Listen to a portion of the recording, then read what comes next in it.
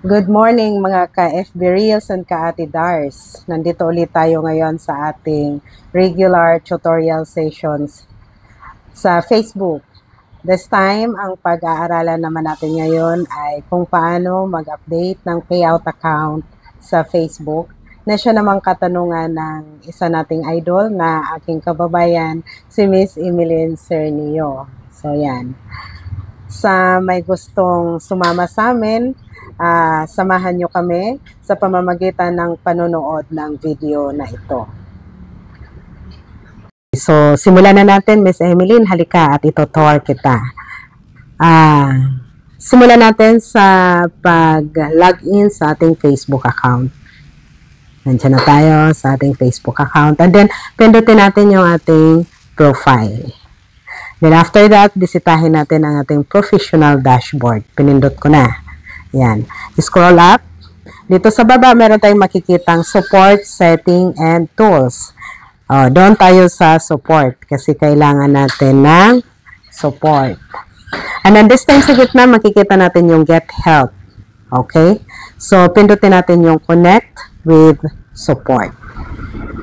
Okay. So, nandito na ngayon. Tingnan natin piliin natin kung ano yung issue na dapat nating masolusyonan. This time for Miss Emeline, ang issue na gusto niyang masolusyonan ay ang pag-update ng payout account. So, pipindutin natin yung payout issues. Alright, Miss Emeline, nandito na tayo sa payouts. Pindutin natin ang settings kasi i-update natin yan. Okay, nandito na tayo. So, payout method, ang nauuna doon sa taas ay ang bank account or account kung saan natin gusto ma-payout ang ating kinita dito sa Facebook. So, kung gusto nating update, pindutin natin yan. And then, pindot update. May magte-text sa atin ng one-time password or code. I-encode natin dyan, tapos continue, and then papalitan na natin ang ating payout account. Ngayon, balik tayo. So, ganun lang kasimple. Ganun din ang procedure na gagawin natin sakali gusto nyo i-update ang account, payout account details ninyo. Halimbawa, yung information details ninyo sa payout account. Pupunta lang kayo palagi doon sa payout settings and then pipindutin yung update, same procedure. May magte-text doon sa cellphone number na ni-register ninyo sa Facebook. Yung one-time password or code, i-enter nyo lang and then pindutin nyo lang yung next.